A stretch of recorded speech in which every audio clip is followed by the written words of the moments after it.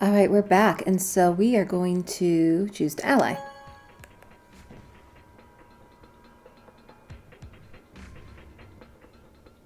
Round 2 of the Ambidex game has been completed. Hold on, I feel like my TV screen got darker. Results will be displayed in the warehouse. Thank you for your participation. Ambidex gates now opening.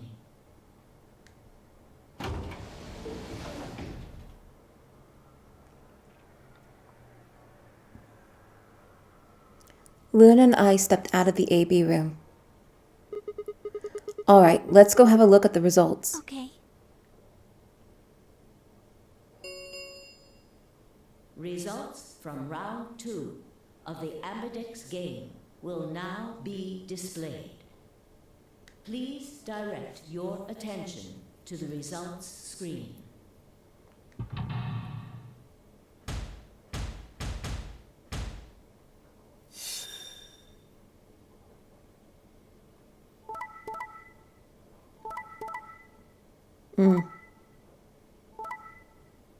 What?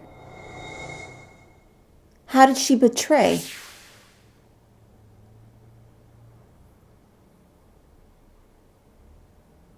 Points have been assigned or subtracted accordingly.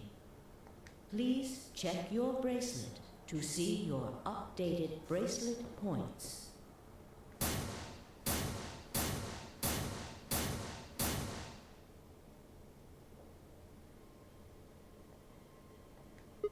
What? It wasn't possible. I blinked, rubbed my eyes, and looked again. No. That's not possible. How can Alice's vote be betray? It was a question I would never know the answer to. There was a sharp, quick pain in my wrist, barely even noticeable. I couldn't feel anything flowing into my veins, but I knew it was there. First would be the anesthetic soporil. I blinked, and my vision started to blur. When I tried to think, it felt like my mind had been stuffed with cotton. My legs began to wobble, then gave out entirely as I crumpled to the floor. Sigma! Sigma! Hang on! Oh no! Sigma! Get up! Sigma! Sigma! No. Why? My eyelids felt like they were made of lead, but I forced them open. Everything was growing blurry, but I noticed that the door of the second AB room was open. No one had gone into that room. I'd watched them all. And yet, there she stood, an apparition that couldn't possibly be real.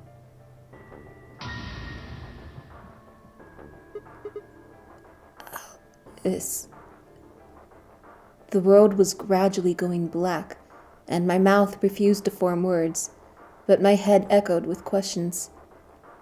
How? Why? What was she doing there? Had she run in at the last moment after Luna and I entered our room?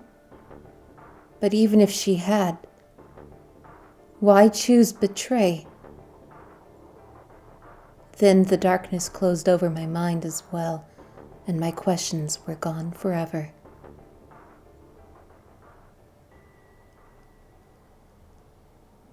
Wow. I wasn't expecting that.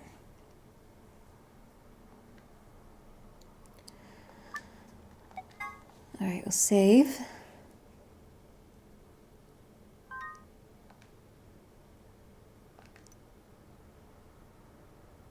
Okay. And so we'll choose betray this time.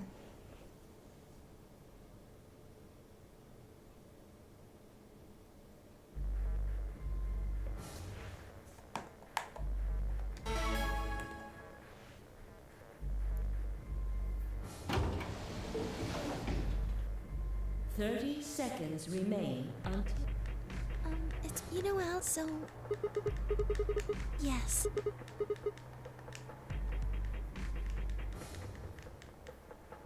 10, 9, 8, 7, 6, 5, 4, 3, 2, 1. Okay, this time we're going to choose to betray Alice. Let's see what happens. Luna's probably going to be angry, but oh well, Luna. Round 2 of the Ambidex game has been completed. Results will be displayed in the warehouse. Thank you for your participation. Ambidex gates now opening.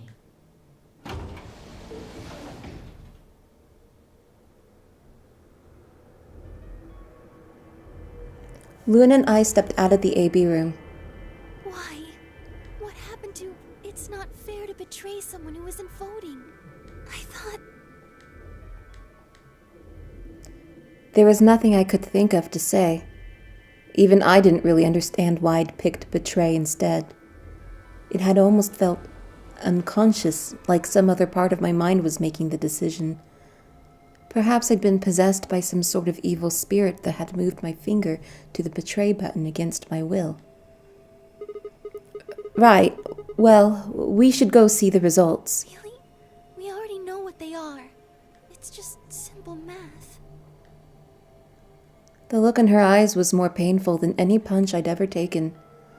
I turned away and almost ran toward the projector. Anything to get away from those eyes. Results from round 2 of the Ambidex game will now be displayed. Please direct your attention to the results screen.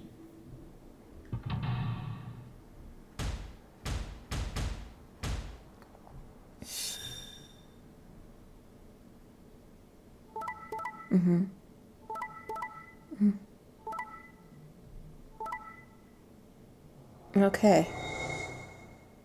So no one got any points.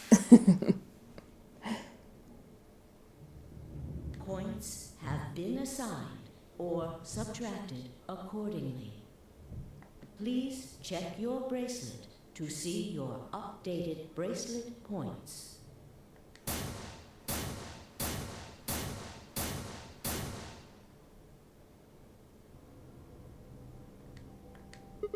What? It wasn't possible. I blinked, rubbed my eyes, and looked again. No. How can Alice's vote be betray? That's not possible. Alice? She was standing inside the second room from the left. The room that should have been empty. Why? My mind was still reeling. Where had she come from? As I was trying to form a sentence, she began to move toward us. From around me I heard a chorus of muted gasps. It seemed we were united in our surprise and confusion. Alice drew to a stop in front of me and glanced up at the display. Thought you'd get an easy couple points, huh? Not so easy when you have to look your victim in the eye, is it? Coward. Shut up. You would have killed me otherwise. Me, a coward. You've got some balls saying that to me after you picked betray. Why are you even here? You gave me the antivirus, didn't you? Tenmyoji told me. Thank you. I mean that from the bottom of my heart, honestly. But you should still be under the effects of the anesthetic. Yes, well, I still am. A bit. I have a throbbing headache, and I can barely stand. It's horrible. I'm more resistant to anesthetics than most people. A result of my training. I have a feeling Zero Senior knew that. They gave me way more than the standard dose of that gas when they kidnapped me. In any event, a few minutes ago I woke up in the infirmary. Tenmyoji explained what was going on, and I got here as fast as I could. So you showed up right after we'd gone into the AB room. Yes. Right in the nick of time, too. About 10 seconds before the deadline, as I recall. You did that just so you could betray us? Right. What? Don't I get to do that? I mean, it turned out to be the right thing to do, didn't it? You two chose betray. If I'd stayed back there, I'd have lost 2 points. Huh. So in the previous section, she probably does feel bad because we chose ally. So you're saying it was self-defense? Yes. Honey, you weren't close to dying like Sigma was. Fine, whatever. You're full of shit. Self-defense my ass. You chose betray because you wanted out. You had 6 BP. If I'd picked ally, you would have had 9. That's what you were trying to do, right? So what if I was? Are you serious?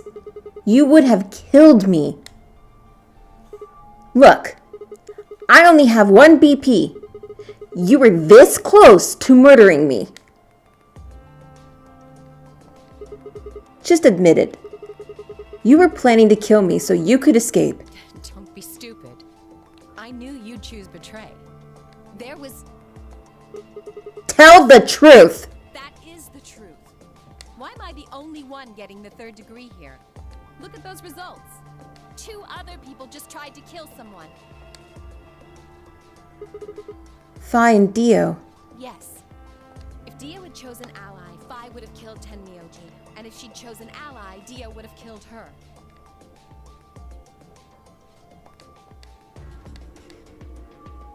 I don't want to be rude, but it looks like Clover and Kay tried to trick one another. Not that it seems to have worked. If either one had chosen ally, the other one would have 9 BP right now.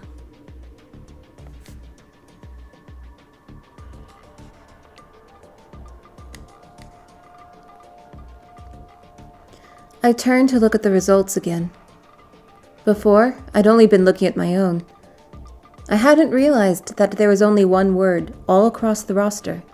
Betray. Whatever trust we'd managed to build had fallen apart. Everyone was suspicious of everyone else. Had it been the bombs? Or had it been something else?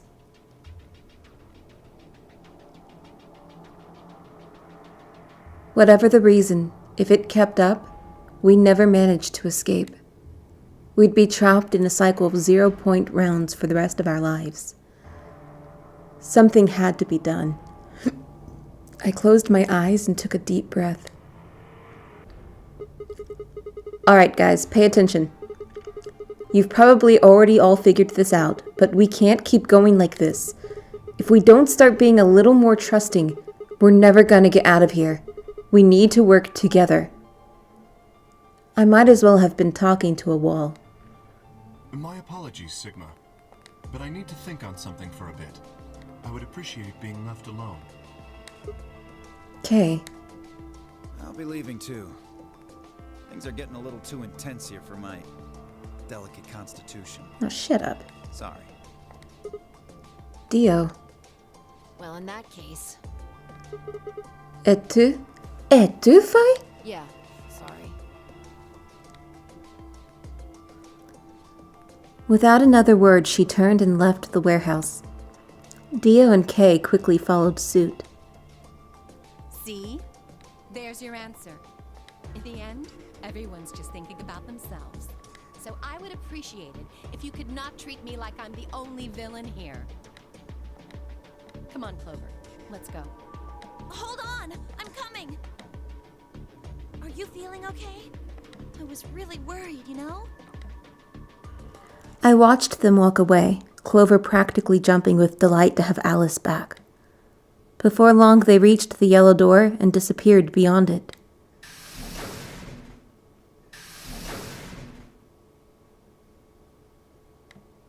Everyone's gone.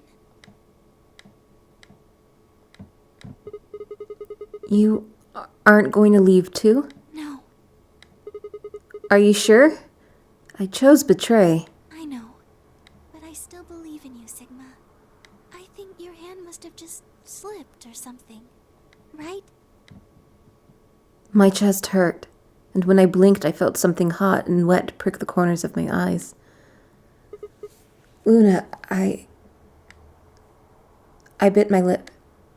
Before I could think of anything to say, the metallic rumble of the doors closing echoed throughout the warehouse.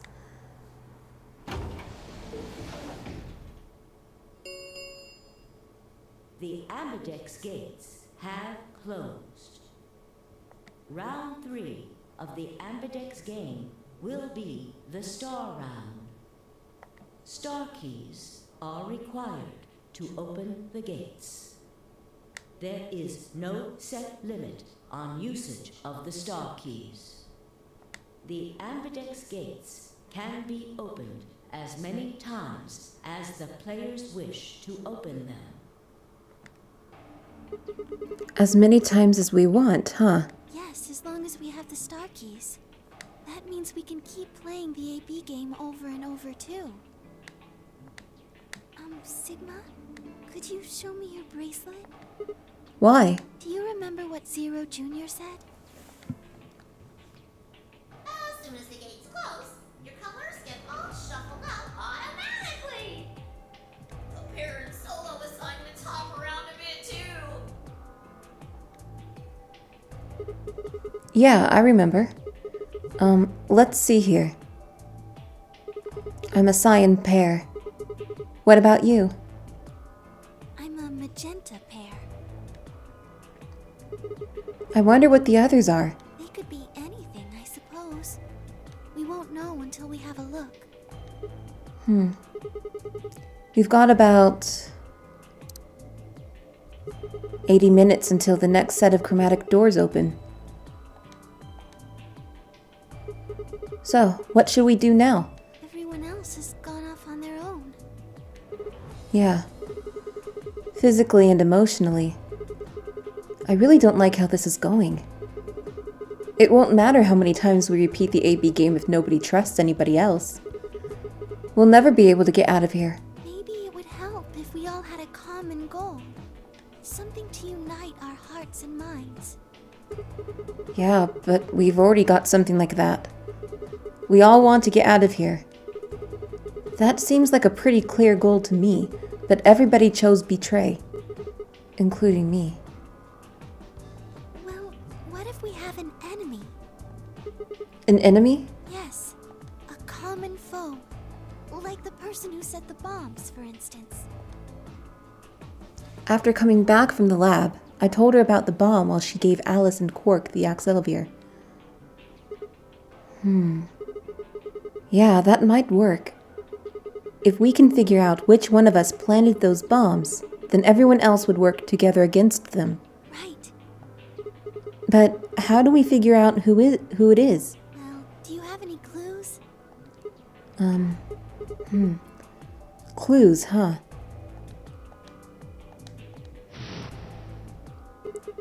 That's right! The memory card! I pulled it out of my pocket and held it out toward her. What's this? I told you, a memory card. It was under the bomb we found in the lab. I think whoever set the bomb dropped it. Really? Yeah. I don't know what's on it, though. We couldn't find any kind of memory card reader. Oh, I guess we can't really use it then. Oh, wait a second. You know what? I think I might have seen something. Huh? Yes, I remember. The infirmary. I saw it when I was searching the infirmary with Theo and Quark. There was a memory card just like that one. Then, Yes, I think we can see what's on it. The computer there should be able to read it.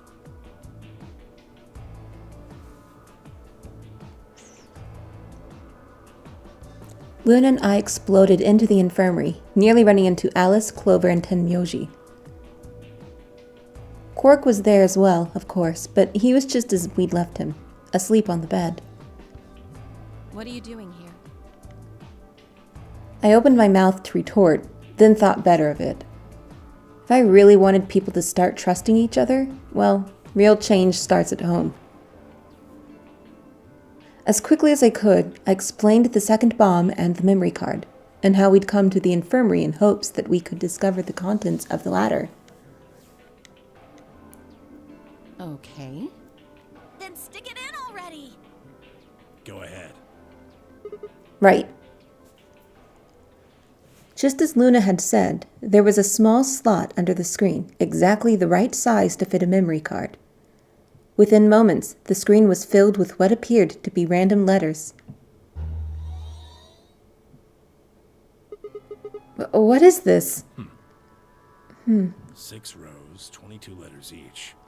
It looks like the odd rows use one set of letters, and the even rows use another set. In other words, the first 2 rows just repeat. Yeah. Is this some kind of code or something? It doesn't look random to me. I think there might be a pattern. I just don't know what it is. Was there anything else on there? No, it doesn't look like it. So all we get is this gibberish. Hey Alice, you haven't said anything for a while. What's up? Does any of this look familiar to you, Clover? What do you mean? Have you seen something like this before? Maybe during your training? Training? This is... So you do recognize it. All right, knock it off, you two. How about you share it with the rest of the class? Alice sighed and stretched her neck from side to side. I believe this is an encoded message from a terrorist organization. What? They call themselves the Myrmidons. Myrmidons. For some reason, I felt like I'd heard that name before. What are the Myrmidons? Put simply, they're a bunch of thugs who are trying to destroy or dismantle most of human civilization. So this thing we're looking at, you think it's theirs? Well, they have a number of different codes, but I do think this is one of them. Then the bomb? It was set by one of the Myrmidons, wasn't it? Yes. Well, I can't say for sure, of course, but it seems likely. Damn, I have a ton of questions for you. But let me start with this one. What the heck does that thing say? I don't know. What? How am I supposed to decode it? I don't have the key. Without a key, it would take literally hundreds of years to decode. What about you, Clover? Well, if Alice doesn't know how, I sure don't. See, Not much we can do then. We can come back to that code stuff later. I've got another question. Alice? Clover? Who the hell are you? Why do you know about this code? That's... You told me your job was to eliminate enemies of the state or something like that. Just what the hell kind of a job is that? I think it's time you told us what you do.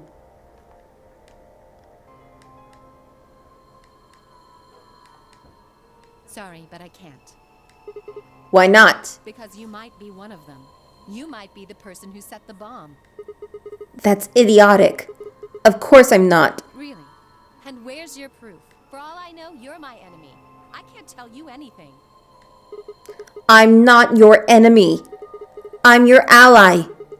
I'm your friend. I just want all of us to get out of here. Just please tell us. Please. We need to find out who did this so we can all escape. But we have too little information. We need your help. Fine. If you won't tell us about yourself, then just tell us about the Myrmidons. What else do you know about them? I'm sorry. Before I could blink, she leaped up and run out of the room. Hey, wait, Alice! I took off after her. Earthquake. How long are you going to keep following me? It's a small one. Until you tell me what you know. Then why don't you just ask Clover? Clover? You already know she works with me. Well, yeah. Then why don't you... I wanted to hear it from you. Why?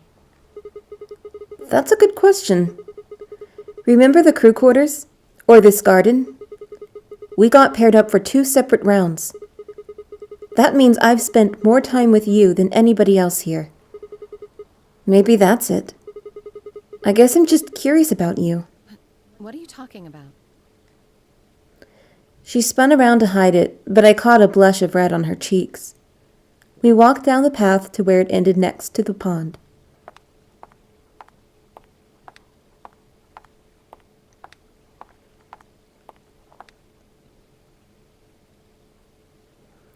I stayed silent. Alice sat down on the bench. We gazed at the smooth surface of the pond for several long minutes before she began to speak. You don't hate me? What? Why? I tried to kill you. You mean in the AB game? Yes. I was so scared. Who wouldn't be? Kidnapped and locked up, forced to play some sort of bizarre game. And then we found that bomb. I know I probably sounded calm, but as soon as we found that thing, all I wanted to do was run away from it as fast as I could. Things just went downhill from there. What do you mean? I remember hearing that Quark had collapsed and running to the infirmary with everyone else. When I got there, I realized I couldn't understand what anyone was saying. And everything looked... I don't know how to describe it. It was like watching a video on fast forward, only it was real. Then I started to feel like... It's hard to explain. I guess you could say I didn't feel like I was myself, and it only got worse. That was probably the Radical 6. Yes, I think so. I don't remember much after that. But when I woke up in the infirmary, suddenly all that fear was back. So all I could think about was getting out of this place as fast as I could. It never even crossed my mind that it could kill you. God help me, even if it had, I don't think I would have cared. See? I'm horrible. You hate me, don't you? Just do it! What? Do what? Kill me! Get it over with! What the hell, Alice? I'm not going to kill you. I don't even hate you. You're lying! I could have killed you. I would have killed you. Come on, calm down. No one's killing anyone.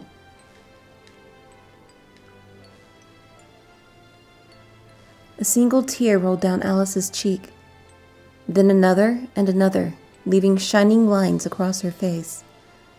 When I reached out, I saw her tense just slightly. Slowly, I brushed my thumb across her cheek and off, taking her tears with it. Why are you doing this? You know, you kind of remind me of my father. That's who you were after, right? The people who killed your dad? Yes. Did they have anything to do with the Myrmidons? Will you promise not to tell Clover that I cried? Come on. If you keep your mouth shut, I'll tell you what you want to know. About myself. And about the Myrmidons. Deal? Sure. My lips are sealed. Really? What crying? I don't remember any crying. Good. All right then. Alice took a deep breath and began. My father is Egyptian, but my mother is French. They met while my mother was in Egypt on vacation and married shortly thereafter. When I was 3, we all moved to the U.S. My father was a scientist, and his field was cloning. He was recruited by an American lab, which was why we moved. Both of my parents had used English around me from the time I was born, so I didn't have any problems adapting to life in the United States. By my 9th birthday, we'd been there for 6 years. That was when it happened. In the middle of the day, my mother showed up at school. Her eyes were red and puffy, but she didn't say anything to me on the drive home. When we arrived, there were several policemen there to meet us. My father had always been a very punctual man, and when dinner time came and went with no sign of him, even I began to realize something terrible had happened. It wasn't until several years later that I finally learned the truth. My father's lab had been attacked by terrorists, and he had been kidnapped. For the rest of my childhood, my mother raised me by herself. I didn't realize it then, but it must have been incredibly difficult for her, as a single mother alone in a country where any relatives were a transatlantic flight away. She did her best not to let me see it, but every so often when she thought she was alone, the mask would fall away, and in every line of her face, I could see exhaustion and loneliness. As much as I missed my father, it was those moments that made me wish more than anything that he'd never been taken. Fortunately, I was an excellent student and did especially well in math. I earned a full-ride scholarship straight out of high school and spent the next several years studying. After graduation, I took a job with the Department of Defense, hoping that they might have the resources to help me look for my father. I was immediately assigned to the Special Office of Internal Security. Their purpose is to investigate, and sometimes deal with, terrorist organizations and other serious threats to the state. I could tell my mother wasn't happy about my decision, but she chose to remain silent about it. Eventually, I learned that the terrorist organization that had taken my father was none other than the Myrmidons, although at the time that name didn't mean anything to me. They were suspected of human cloning. Specifically, it was thought that they had been using cloning techniques to copy their most useful members and expand their ranks. The Myrmidons apparently believed that they could use cloning to create a new race of humans. Now at last, I knew the reason for my father's abduction. The commander of the Myrmidons is a man named Left. We know his name and his gender, but not his appearance or his age. The Myrmidons are closely associated with a cult known as Free the Soul. We believe that Free the Soul provides their funding. But trying to pin any kind of misdeeds on the cult's leader, a man named Brother, is like trying to nail Jell-O to a wall. Brother is supposed to be fairly advanced in years, and rumors say he's so old he can't even get out of bed. Unfortunately, his mind seems to be as sharp as ever. At that point, I hit a wall. I knew the Myrmidons had been behind my father's kidnapping, but that was all I could learn about them. Then, one day, I got a tip that some of them were hiding in a building in the Nevada desert. I headed out immediately. On the way there, my car had some engine trouble and stalled out. I was trying to decide what to do when an SUV appeared out of nowhere. I'll give you one guess who was behind the steering wheel. Clover. That was the first time we met. There were 4 other people in the car with her, and when I asked them what they were doing, I got what was just about the last answer I'd expected. They told me they'd been locked up inside of the very building I'd been on my way to investigate, and that they were currently in pursuit of the people who had kidnapped them in the first place. My priorities shifted very quickly. After a short discussion, I convinced them to allow me to come along. My hope was to find the people they were chasing, who I was certain were Myrmidons. In the end, however, we were unable to track them down. In fact, I still don't know where they might have gone. Eventually, I took Clover and her companions to SOIS headquarters. We decided that involving the police would only complicate things. After some questioning, it was determined that the people who had instigated this particular event were not connected to the Myrmidons. We did, however, discover that the mysterious disappearance and subsequent reappearance of several children 9 years prior was connected to Free the Soul.